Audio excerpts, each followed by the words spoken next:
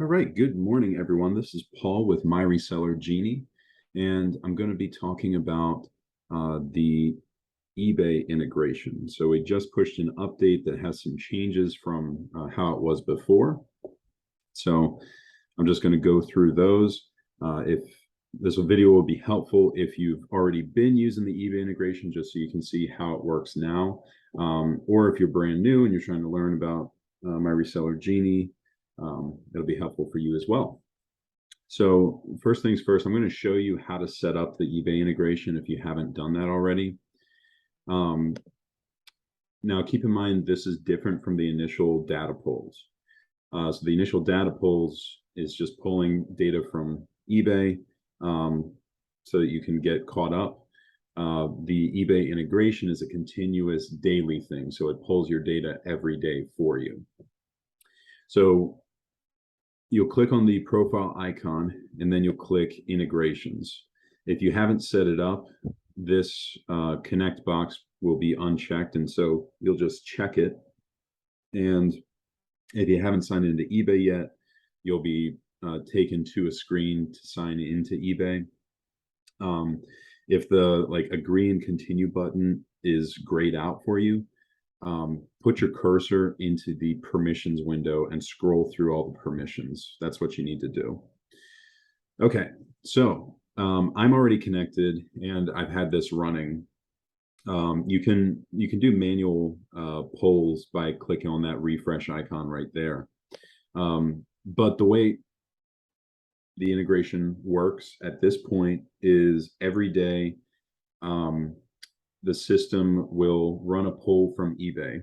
And what it does is it pulls from the last 24 hours your new sales, listings, transactions, returns, all the different transactions that eBay does, which if you ever looked at it, there's a lot of them. So this can help save you a lot of time. Now, what it does right now is for the listings and the sales, it holds on to those and waits for you to approve them before adding them into the system. And then once you've added the sales and you clear that notification, all the expenses will get brought in. So let me go into that and show you what that looks like.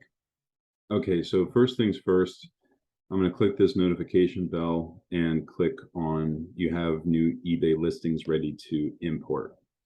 Now, if you are a cash basis person and you're not tracking inventory in Genie, you actually don't need to click into this. You can just ignore it.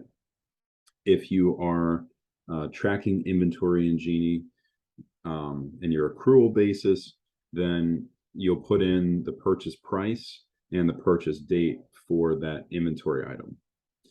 You can also put in brand and location, that's optional, but you'll need to put in purchase price and purchase date for proper accounting. Now, a quick note on how this works. Every time a new listing is created in eBay, it gets sent over to My Reseller Genie. So if you do like an end a listing and sell similar, and you're not actually, it's not actually a new item, you're just recreating the listing, be aware that's going to come over. And so you can delete that from the import. You just click remove, but make sure that you don't add in duplicates that way. So unfortunately, there's no way for us to filter them out reliably because it's a new listing, so it has a new ID. But anyways, that's how that works. So you would put your purchase price and purchase date in if you're tracking inventory. First, just sake of speed, I'm going to just add all of these without adding in more details. All right, so you get through all that, it tells you how many you have to submit. And then I'm going to submit them. So my new inventory has been imported successfully. And now I'm going to go to sales. So it says you have new eBay transactions ready to import. Click on that.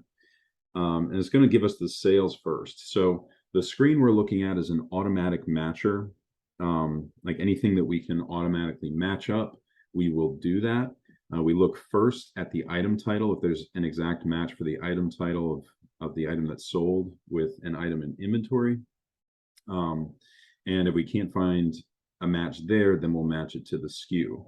So make sure you review these sales so that you are sure the automatic matcher matched it up to the right item. If you're looking at one of these and you're like, that's not what sold, maybe you had a SKU number that was the same, but your item title wasn't the same. Anyways, that's that may have been a little confusing. Point is, just make sure you review your sales and make sure it kind of looks right based on what your memory is.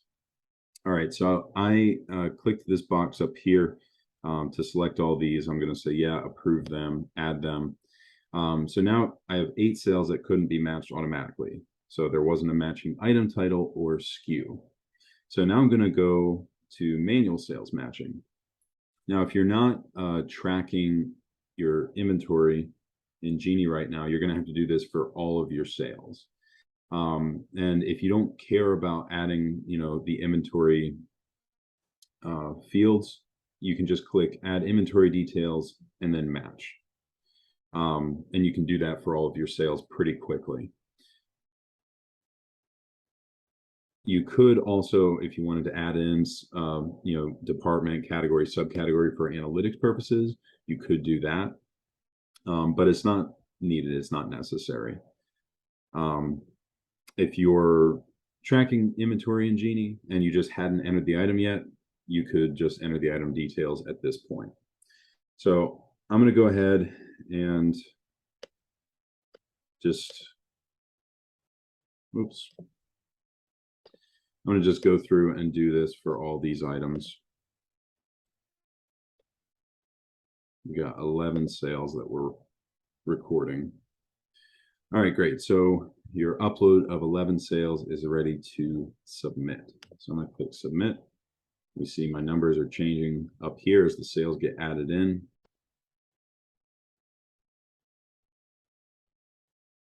Okay, so one last scenario I forgot to go through the first time I filmed the video was if the item title doesn't exactly match up.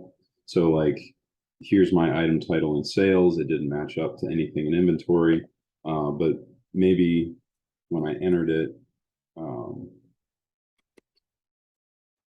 I used a slightly different item title.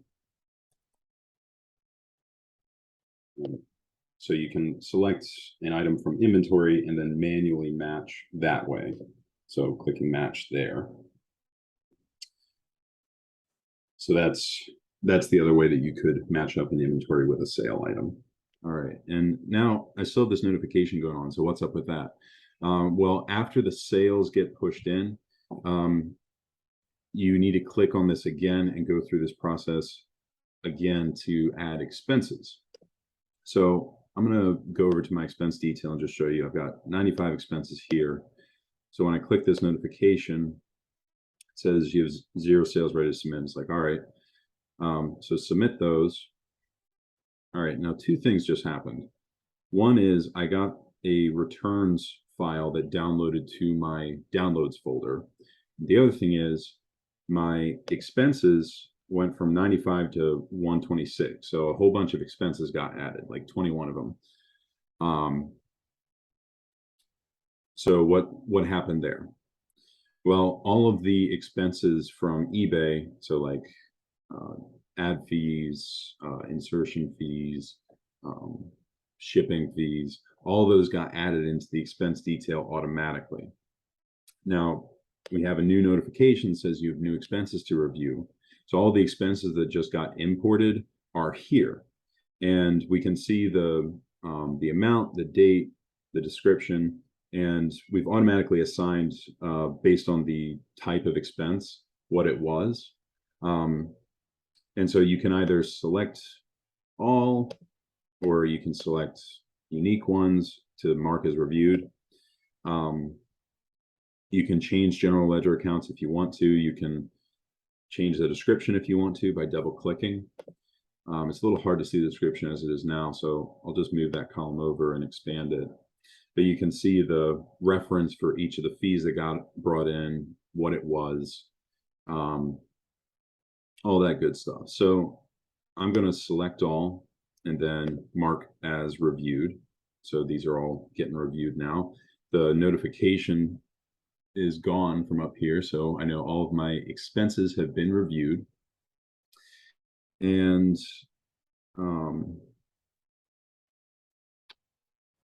right, the other thing we were going to go through was the returns file that downloaded. So this is something that is still on our list to automate and have this brought in automatically instead of coming through in a CSV file, but right now that's how it comes through. So if you had any returns during the time period, you'll get a download file with those returns. You don't need to look at the download file. You could also just look in your eBay transaction history to enter these. But this really is just making sure, you know, hey, I had, you know, a return that I need to account for. And look into our documentation for how to record returns. We've got a video talking about that. All right, so that's a summary of like the day-to-day. I want to show one more thing to you. So in sales, there's a couple new columns that we've added. So the shipping costs, analytics only, and then other costs, analytics only. So what does this mean? Well, previously we would add shipping costs based on, you know, the order number, and we would add any other transaction fees based on order number to the shipping costs and transaction fees fields. We did this so that you could get more analytics into your sales. So like if there's extra costs associated with a sale, having those costs recorded in here allowed us to show you more closely your profitability on each item. But this got a little bit tough for reconciling and having a good detail of everything. So anyways, if none of that makes sense, don't worry about it. Just know that the shipping costs, analytics only, and the other costs, analytics only, these are fields that get factored into the analytics, but they don't get factored into the profit and loss statement, because all of these shipping costs and all of these other costs, they're now recorded in the expense detail. So like all the expenses we just saw come in, that's what those are. Okay, so that's a rundown of how the eBay integration works at this point in time. We're not done with our work on it, but this is the next step. So a lot has been automated with this step, and we're excited to automate more, make things more streamlined, more smooth.